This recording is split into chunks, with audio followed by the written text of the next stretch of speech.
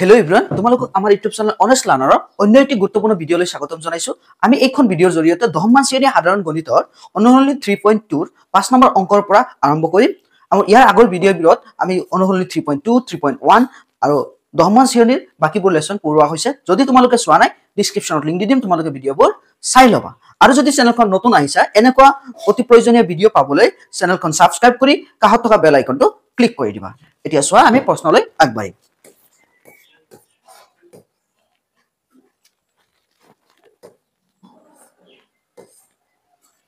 5 number প্ৰশ্নটো চাবা।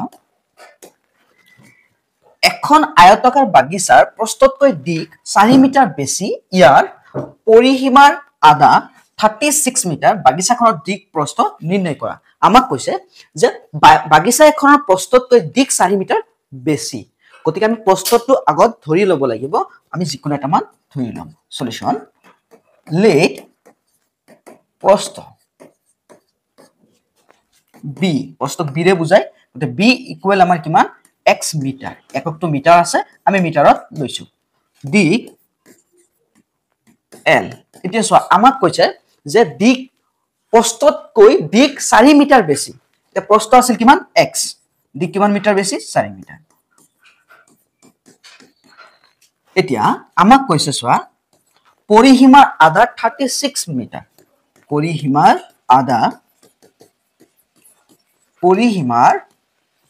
আধা ইকুৱেল 36, পৰিসীমাৰ আধা কিমান 36 মিটাৰ। এতিয়া চোৱা, পৰিসীমাৰ আধা মানে 1/2 ইনটু পৰিসীমা, আয়তৰ পৰিসীমা আছিলে 2 ইনটু দিক প্লাস l প্লাস b, দিক প্লাস প্ৰস্থ কিমান 36।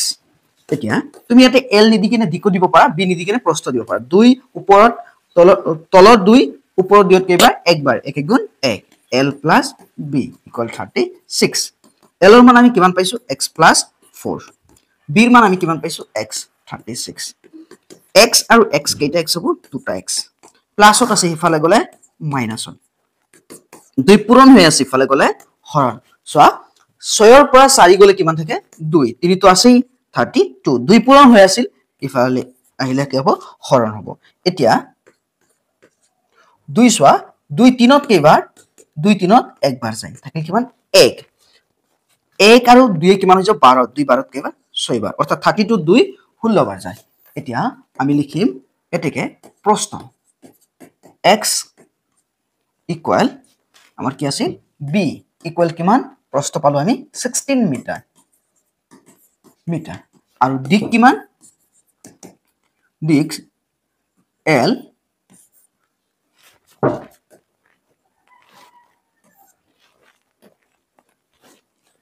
l equal x plus 4 equal x plus 16, x plus 16 নহয়, x প্লাস 4, x সমান 16 আছিল 4 20 মিটাৰ। আমি এতিয়া x ৰ মান পাইছিলো 16, প্ৰস্থ পালো 16 মিটাৰ আৰু দিক আছিল x প্লাস 4, 16 লগত 4 প্লাস কৰিলে আমাৰ কিমান হ'ব 20 মিটাৰ। এতিয়া আমি পৰৱৰ্তী প্ৰশ্নলৈ আগবাঢ়িম। 6 নম্বৰ প্ৰশ্ন চাবা।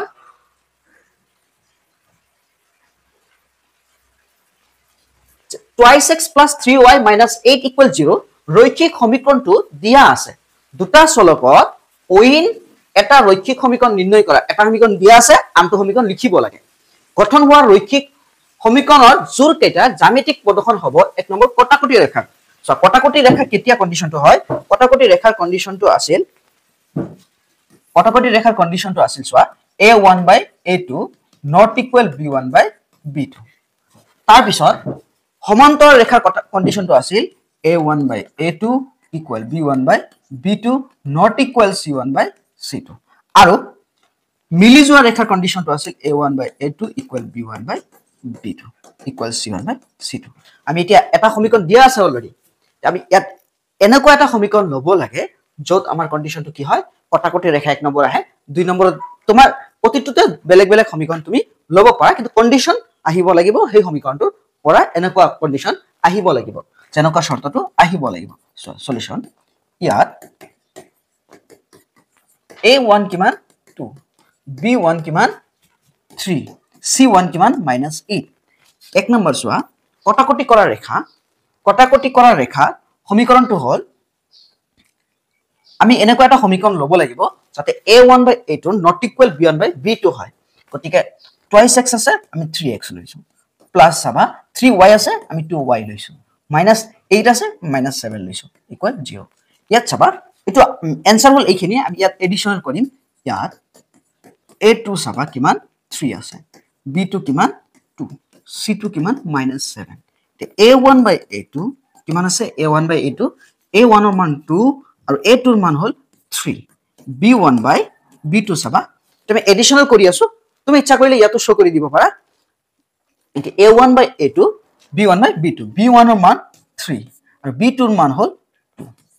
গতিকে আমাৰ c1 by c2 soya c1 ৰ মান হল -8 -7 minus cancel 8 by 7 এটাকে সোয়া a1 by a2 not equal b1 by b2 হৈছে এটা আছে 2 by 3 এটা আছে 3 by 2 গতিকে এই কন্ডিশন হোৱাৰ লগে লগে আমাৰ কি হ'ব কটাকটি কৰা ৰেখা ওলাই যাব এটাকে ৰেখা দুডাল এটা বিন্দুত কটাকটি কৰে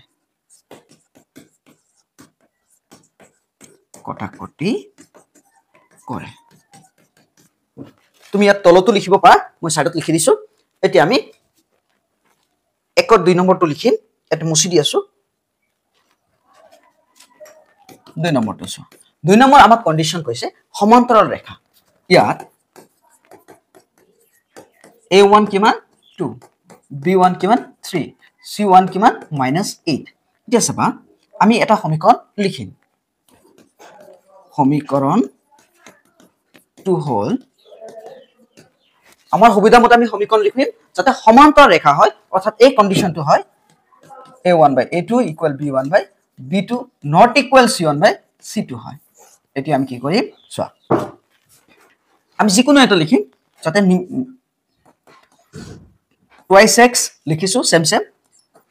3y লিখিছো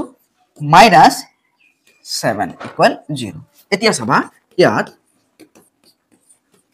a2 কিমান 2 b2 কিমান 3 c2 কিমান -7 এতিয়া a1 by a2 কিমান a1 by a2 হ'ব আমাৰ এতেকে হয় এটো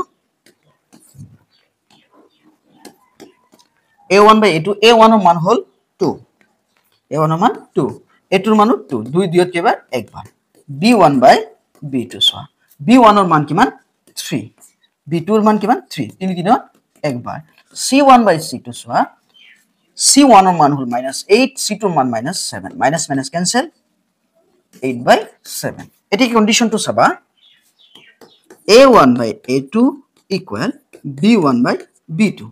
not equal আমাৰ কি হৈছে c1 by c2 8 by 7 ওলাইছে আমাৰ ওলাব লাগিছিল 1 অনুপাত গতিকে ৰেখা দুডাল পৰস্পৰ সমান্তৰাল এখিনি আমি এডিশনাল কৰিছো তোমাৰ ইচ্ছা মতে কৰিব পাৰা মেইন आंसर এইখিনি এইটো মেইন आंसर হল এইটো আমি এখিনি এডিশনাল কৰিছো এতিয়া আমি 3 নম্বৰটো কৰিম ইয়াত a1 কিমান 2 b1 কিমান 3 c1 কিমান -8 ইয়াত a1 কিমান 2 b1 কিমান 3 c1 কিমান -8 এতিয়া সমীকৰণটো হল আমি আন এটা সমীকৰণ লৈ লৈছো সমীকৰণটো হল এতিয়া আমি এনেকুৱা কন্ডিশন লব লাগিব মিলি যোৱা ৰেখা যাতে পৰস্পৰ কি হয় মিলি যায় মানে একে হয় এই কন্ডিশনটো আহে a1 by a2 equal b1 by b2 equal c1 by c2 যাতে আহে এই কন্ডিশনটো আহে এতিয়া এই কন্ডিশনটো আহা এটা সমীকৰণ আমি লব লাগে ডাবল কৰি দিয়া 2x 4x যত মিলিব লাগে হয় ডাবল কৰি দিবা নহলে সেম পাতি দিবা twice x 6y minus 16 equal 0 so condition to মুছি গৈছে আকো লিখি দিছো a1 by a2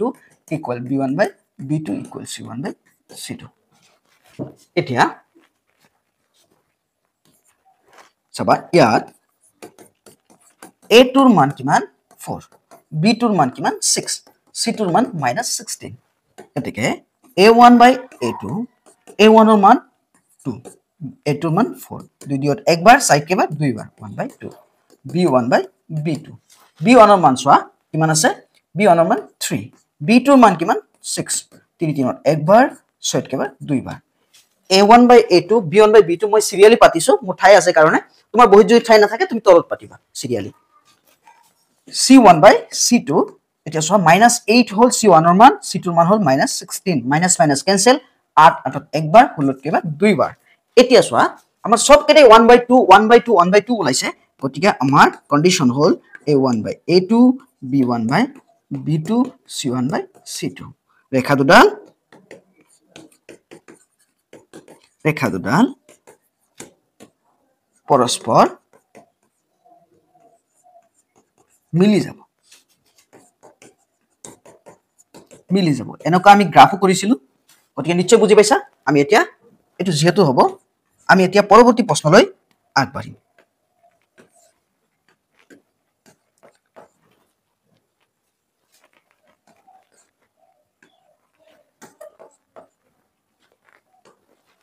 সো এতিয়া আমাৰ 7 নম্বৰ প্ৰশ্নটো আছে 7 নম্বৰ প্ৰশ্ন কৰোতে তোমালোক গ্ৰাফ লৈ বহিবা ইয়াতে গ্ৰাফ লাগিব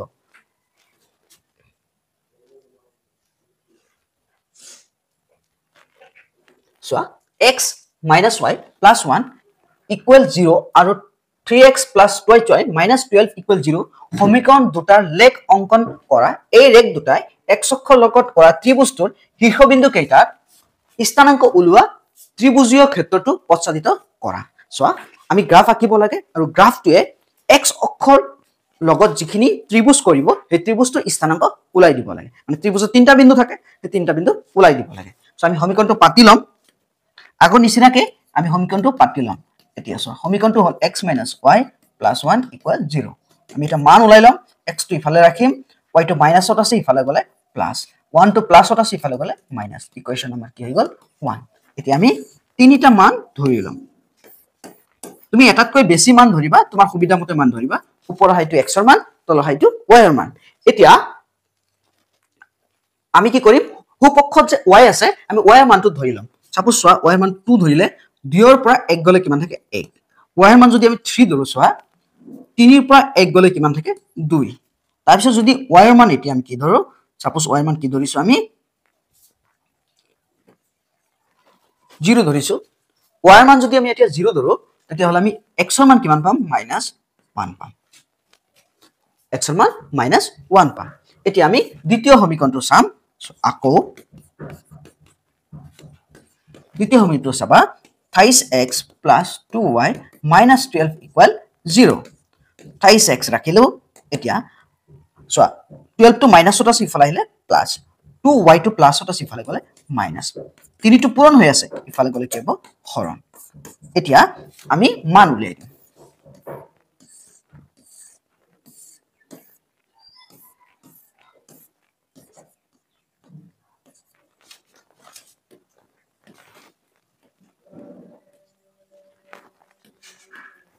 সো এতিয়া x আৰু y y ৰ মান আমি যেটো হুপক্ষত y আছে y ৰ মানটো আমি ধৰিলাম y ৰ মানটো আমি ধৰিলে কি ধৰিব পাৰিম y ৰ মানটো আমি যদি এতিয়া সোৱা এনেকে ধৰিব যাতে 3 ৰে হৰণ যোৱা মান ওলাই তেতিয়া y ৰ মান যদি আমি 0 ধৰো তেনে 12 ৰ পৰা 0 গলে 0 থাকিল 12 3 12 কেবা 4 বাৰ তাৰ পিছত y ৰ মান যদি এতিয়া আমি কিমান ধৰো 3 ধৰো y ৰ মান 3 ধৰিলে চাবা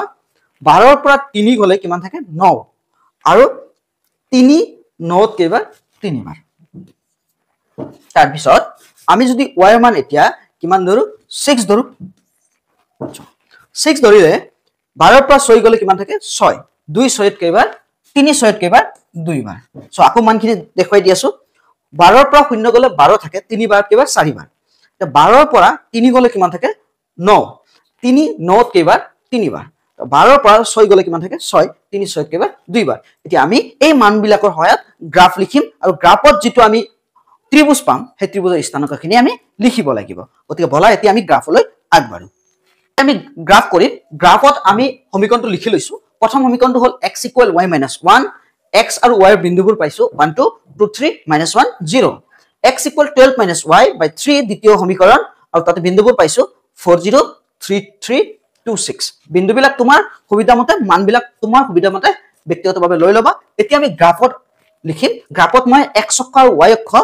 আমি ৰেখাটো আঁকি লৈছো বাওফালে x ডেশ মাজত o বা শূন্য সোফালে x ওপৰফালে y তলফালে y ডেশ এতিয়া মান ধৰোতে তোমাৰ যেটো গ্ৰাফ হ'ব তুমি সৰু সৰু ঘৰ 10টা পাবা আমি ইয়াতে 8টা পাইছো গতিকে প্ৰতি সৰু ঘৰৰ প্ৰতি সৰু 8টা বৰ্গক ইকুয়াল 2 একক ধৰিছো তুমি একো ধৰিব পাৰা দুই ধৰিব পাৰা তোমাৰ মান যিমান লৈছা তাৰ সুবিধা মতে তুমি ইয়াতে মানটো তুমি ধৰি লবা এতিয়া মই 2 কে ধৰিছো ওপৰফালে যেটো প্লাস মই 2 কে বঢ়াই যাম 2 4 6 8 সোৱা হুফালে প্লাস 2 4 6 8 তলফালে মাইনাস -2 -4 -6 বাওফালে মাইনাস -2 -4 -6 এতিয়া আমি বিন্দুবোৰ বহাই যাম এতিয়া বিন্দুবোৰ বহাওতে সোৱা প্ৰথম সমীকৰণৰ 1 2 আছে এতিয়া 1 লবলৈ হলে x ৰ মান তো হৰু আমি 4টা ঘৰত যাম 1 2 3 4টা 1 2 এতিয়া আমি এটা আহিম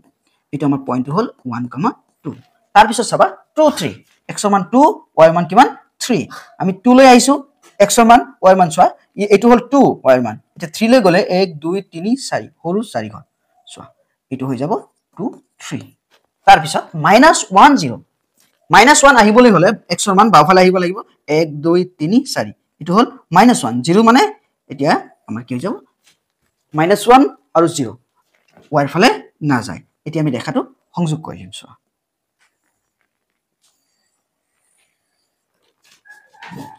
অলপ বঢ়াই দিয়া সমীকৰণটো আমি লিখি দিম y - x y - x নহয় x =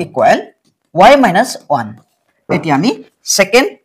সমীকৰণটো মানবোৰ পাতিম সোৱা 4 0 x ৰ মান 4 আছে আৰু 0 মানে ইয়াতে থাকিব গতি আমি লিখিম 4 0 তাৰ পিছত 3 3 সোৱাচোন 3 আহিলে 1 2 3 1 2 3 4 ঘৰত আহিব হৰু আমি 8 ঘৰত 2 বুলি ধৰিছিলো গতি 1 2 3 4 ইয়াত আহিব আৰু ওপৰফালে 3 যাম আমি সো 3 গলে 2 আহিল তাৰ পিছত 1 2 3 4 আমি ইয়াত আহিব লাগিব 3 3 তাৰ পিছত সোৱা তাৰ পিছত আমাৰ মান 1 2 3 4 এইটো আছে এতিয়া তাৰ পিছত আৰু এটা মান আছে আমাৰ 2 6 2 আহা 6 টো একদম এইটো 6 x ৰ মান 2 y ৰ মান 6 2 6 এটা পইণ্টবোৰ সংযোগ কৰি দিয়া সোৱাচোন আমি ত্ৰিভুজ পাও না নাই এই পইণ্টটো মই সংযোগ কৰি দিছো তাৰ পিছত এইটো সংযোগ কৰিম সো সমীকৰণটো লিখি দিম 12 - 3 12 - y সমীকৰণটো ঠিককে লিখি দি আছো x = 12 - y / 3 এতিয়া চাবা আমি ত্ৰিভুজৰ তিনটা বিন্দু পালো নে নাই সোৱা আমি লিখিম তলতে লিখি আছো বিন্দু তিনিটা হল এনেকে লিখিবা ত্ৰিভুজৰ শীৰ্ষ বিন্দু তিনিটা হল এতিয়া আমি বিন্দু তিনিটা লিখিম সোৱা এইখিনি মই গ্ৰাফৰ সাইডত লিখিছো তুমি গ্ৰাফৰ বেক পেজত যে খালি জায়গা আছে সেই বেক পেজত লিখিবা তুমি এতিয়া প্ৰথম বিন্দুটো সোৱা আমি প্ৰথম বিন্দুটো যদি বাওফালৰ পৰা আৰম্ভ কৰো তেনে আমাৰ হ'ব সোৱা -1 0 এই বিন্দুটো সোৱা 1 2 3 4 এই বিন্দুটো 1 হৈ আছিল সৰু 4 গৰ মানে 1 -1 y ৰ মান নাই গটিকে 0 তাৰ পিছত সোৱা সেকেন্ড বিন্দুটো সোৱা 4, 0 হৈ আছে ইয়াতে x আৰু এটা সোৱা এই বিন্দুটো আমি গ্ৰাফটো আকুতে যেটো হাতেৰে আকিছো তোমালোকে যেতে স্কেলৰে ৰেখাবিলাক আকিবা তেতিয়া মানবিলাক সঠিক হ'ব আৰু তেতিয়া তোমাৰ কটাকটি কৰিব ইয়াতে 2 3 গতিকে আমি মানটো লিখিম 2 3 এইখিনি ভিডিওটো আছিল যদি ভিডিওটো ভাল লাগে তোমালোকে লাইক আৰু শেয়াৰ কৰিবা আৰু যদি চেনেলখন নতুন আহিছে এনেকুৱা অতি প্ৰয়োজনীয় ভিডিও পাবলৈ চেনেলখন সাবস্ক্ৰাইব কৰি বেল আইকনটো ক্লিক কৰি দিবা পৰৱৰ্তী ভিডিঅ লিংকবোৰ ডেসক্ৰিপচনত দি দিম তোমালোকে চাই লবা